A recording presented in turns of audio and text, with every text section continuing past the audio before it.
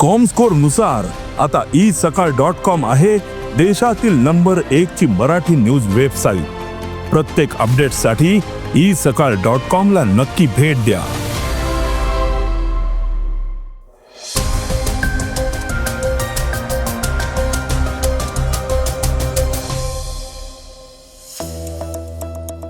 आठव्या वेतन आयोगासंदर्भात एक मोठा निर्णय घेतलाय। होर्मुझ सामुद्रधुनीचं नाव बदलून ट्रम्प सामुद्रधुनी असं केलंय। पॉट टॅक्सी प्रकल्पावरून आता नवा वाद पेटलाय। नैसर्गिक आपत्तीग्रस्त भागांसाठी नवीन मदत नियम जारी केलेत। महाराष्ट्र सरकारने एक राष्ट्र एक ई चलन प्रकल्पाला मंजुरी दिलीये। IPL 2026 नंतर संजू सॅमसन भारताच्या एकदिवसीय संघात परत येऊ शकतो। राजा शिवाजी हे शीर्षक अपमानकारक नाही असं उच्च न्यायालय म्हणालंय। या बातम्या आपण आजच्या पॉडकास्टमध्ये ऐकणार आहोत। नमस्कार, मी अनिरुद्ध गद्रे। आज 1 मे वार शुक्रवार। तुम्ही ऐकत आहात देशातील number 1 Marathi news website isakal.com चं पॉडकास्ट। पॉडकास्टची पहिली बातमी आहे 8व्या वेतन आयोगासंदर्भातली। केंद्र सरकारने 8व्या वेतन आयोगासंदर्भात एक मोठा निर्णय घेतलाय। सरकारने आयोगाला निवेदनं सादर करण्याची अंतिम मुदत 31 मे 2026 पर्यंत वाढवली आहे। या निर्णयामुळे लाखो केंद्रीय कर्मचारी, निवृत्ती वेतनधारक आणि कर्मचारी संघटनांना दिलासा मिळालाय, कारण आता त्यांना त्यांच्या मागण्या आणि सूचना तयार करण्यासाठी थोडा अधिक वेळ मिळालाय। यापूर्वी ही अंतिम मुदत 30 एप्रिल 2026 होती। आयोगाने स्वतः अंतिम मुदतीच्या 1 दिवस आधी ही माहिती जाहीर केली। या निर्णयानंतर 8व्या वेतन आयोगाच्या अधिकृत वेबसाईटवर असं नमूद केलंय की प्रतिसाद सादर करण्याची अंतिम तारीख 31 मे 2026 आहे। सर्व प्रतिसाद वर दिलेल्या लिंकद्वारेच सादर करणं आवश्यक आहे। आयोग ज्ञापनाच्या हार्ड कॉपी PDF ईमेल स्वीकारणार नाही। पॉडकास्टची दुसरी बातमी आहे होर्मुझ सामुद्रधुनीची। अमेरिका इराणमधील युद्ध थांबण्याचं चिन्ह अजून तरी दिसत नाहीत। यातच अमेरिकेचे अध्यक्ष डोनाल्ड ट्रम्प यांनी सोशल मीडियावर एक नकाशा प्रसारित केलाय।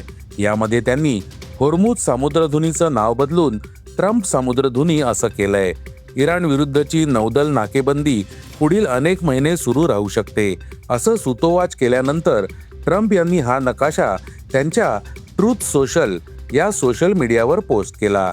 या नकाशात धोरणात्मक दृष्ट्या महत्त्वाच्या असलेल्या होर्मुझ सामुद्रधुनीला त्यांनी ट्रम्प सामुद्रधुनी असं नाव दिलंय। विशेष म्हणजे त्यांनी या पोस्टला कोणतंही शीर्षक दिलेलं नाही। हा नकाशा मूळतः आय स्टँड विथ ट्रम्प 47 या अकाउंटवरून पोस्ट करण्यात आला होता। ट्रम्प यांनी अशा प्रकारचं विधान करण्याची ही पहिलीच वेळ नाही।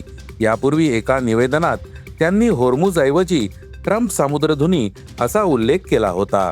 त्यावेळी ते म्हणाले होते की इराणने ट्रम्प सामुद्रधुनी म्हणजेच होर्मुझ खुली करणं आवश्यक आहे। मला माफ करा, ही मोठी चूक झाली। आता फेक न्यूज देणारे म्हणतील की मी चुकून असं बोललो, पण माझ्याकडून सहसा चुका होत नाहीत। जर तसं झालं असतं तर ती मोठी बातमी ठरली असती। पॉडकास्टची तिसरी बातमी आहे पॉड टॅक्सीची। वांद्रे कुर्ला संकुलातील वाहतूक कोंडी फोडण्यासाठी प्रस्तावित असलेल्या पॉड टॅक्सी प्रकल्पावरून आता नवा वाद पेटलाय। या महत्त्वाकांक्षी प्रकल्पासाठी 499 झाडं तोडण्यात येणार आहेत। या प्रस्तावावर पर्यावरणवादी संघटनांनी तीव्र आक्षेप नोंदवलाय। मुंबईच्या ढासळत्या पर्यावरणात हिरवळीचा बळी देणं म्हणजे आत्मघातकी पाऊल असल्याचं मत पर्यावरण प्रेमींनी व्यक्त केलंय। BKC मध्ये अंतर्गत प्रवासासाठी ऑटोमेटेड रॅपिड ट्रान्झिट सिस्टीम चालवण्याचा निर्णय MMRDA ने घेतलाय। यासाठी स्वतंत्र उन्नत मार्ग आणि स्थानकं उभारली जाणार आहेत। मात्र कुर्ला ते वांद्रे या मार्गावरील बांधकामासाठी 499 झाडं तोडावी लागणार आहेत। मुंबई महापालिकेच्या उद्यान विभागाने स्पष्ट केलं की हा प्रस्ताव अद्याप वृक्ष प्राधिकरणासमोर अंतिम मंजुरीसाठी ठेवण्यात आलेला नाही। महापालिका आयुक्त अश्विनी भिडे यांच्या अध्यक्षतेखालील नवनिर्वाचित वृक्ष प्राधिकरण पुढील बैठकीत यावर चर्चा करून निर्णय घेणार आहे। या प्रस्तावात सुधारणा वा बदलांची शक्यता तपासली जाईल असे संकेतही अधिकाऱ्यांनी दिलेत। पॉडकास्टची चौथी बातमी आहे भारतीय रिझर्व्ह बँकेची। भारतीय रिझर्व्ह बँकेने नैसर्गिक आपत्तीग्रस्तांसाठी नवीन मदत नियम जारी केलेत. बँकांना आता ग्राहकांच्या अर्जांची वाट पाहण्याची गरज नाही. याचा अर्थ असा की जर एखाद्या भागात पूर, भूकंप किंवा इतर कोणतीही आपत्ती आली तर बँका पुढे येऊन ग्राहकांना मदत पुरवू शकतात. हे नवीन नियम 1 जुलै 2026 पासून लागू होतील. RBIने म्हटलं आहे की बँका सर्व पात्र ग्राहकांना स्वतःहून मदत देऊ शकतात. जर एखाद्या ग्राहकाला या मदतीचा लाभ घ्यायचा नसेल तर ते आपत्ती घोषणेच्या 135 दिवसांच्या आत यातून बाहेर पडू शकतात. हे नियम व्यावसायिक बँका, स्मॉल फायनान्स बँका, सहकारी बँका आणि NBFC यांसह सर्व प्रकारच्या बँका आणि वित्तीय संस्थांना लागू होतात. पॉडकास्टची 5वी बातमी आहे एक राष्ट्र एक ई चलनची. मुंबईसह संपूर्ण महाराष्ट्रात वाहतुकीचे नियम अधिक कडक होणार आहेत. राज्य सरकारने एक राष्ट्र एक ई चलन प्रकल्पाच्या अंमलबजावणीला अधिकृतपणे मंजुरी दिली आहे. गृह विभागाने जारी केलेल्या सरकारी निर्णयानुसार या प्रकल्पासाठी 19.35 कोटी रुपयांची प्रशासकीय मंजुरी देण्यात आली आहे. राज्याची परिवहन व्यवस्था अधिक पारदर्शक आणि डिजिटल करण्याच्या दिशेने हे पाऊल महत्त्वाचं मानलं जातं. ही योजना सुरुवातीला मुंबई, पुणे आणि नागपूर सारख्या प्रमुख शहरांमध्ये प्रायोगिक प्रकल्प म्हणून सुरू करण्यात आली होती. या प्रायोगिक प्रकल्पाच्या यशानंतर आता ती संपूर्ण महाराष्ट्रात राबवण्याचा निर्णय घेण्यात आला आहे. पॉडकास्टची 6वी बातमी आहे क्रीडा क्षेत्रातून.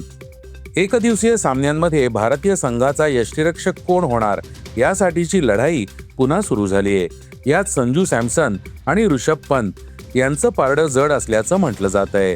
यष्टिरक्षकाच्या शर्यतीत आता ऋषभ पंतपेक्षा संजू सॅमसन अधिक योग्य पर्याय ठरलाय असं म्हटलं जात आहे. यामागील एक प्रमुख कारण म्हणजे IPL 2026 मधील दोन्ही खेळाडूंची कामगिरी असल्याचं मानलं जात आहे, ज्यामुळे T20 नंतर त्यांना भारताच्या एकदिवसीय संघात आपलं स्थान टिकवणं कठीण झालंय. पॉडकास्टची शेवटची बातमी आहे राजा शिवाजी चित्रपटाची.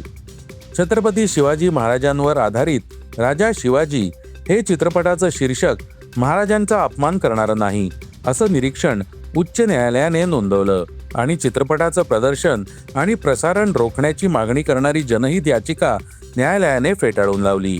मुख्य न्यायमूर्तींच्या अध्यक्षतेखालील खंडपीठाने चित्रपट प्रदर्शित होण्याच्या 2 दिवस आधी दाखल केलेल्या या याचिकेची वेळ आणि हेतूवरही प्रश्नचिन्ह उपस्थित केलं. याचिकाकर्त्यांनी अनावश्यक प्रसिद्धी मिळवण्याचा प्रयत्न करत असल्याचं मत नोंदवताना राजा या शब्दाचा अर्थ लोकांचा संरक्षक असा होतो. शिवाजी महाराज एक सार्वभौम राजे होते हे याचिकाकर्त्यांनी स्वतःच याचिकेत मान्य केलंय. दुसरीकडे केंद्रीय चित्रपट प्रमाण मंडळ चित्रपटांची तपासणी आणि प्रमाणीकरण करतं, आम्ही नाही. त्यामुळे चित्रपटाचं शीर्षक कोणत्याही प्रकारे अपमानकारक नसल्याचा पुनरुच्चार करून न्यायालयाने याचिका फेटाळून लावली. हे होतं isakal.com पॉडकास्ट, अर्थात सकाळचं पॉडकास्ट. उद्या पुन्हा भेटूयात. हे पॉडकास्ट तुम्हाला कसं वाटलं जरूर कळवा. त्याला रेटिंग द्या आणि इतरांना रेकमेंड करा. धन्यवाद. Script and research by Vrushal Karmarkar.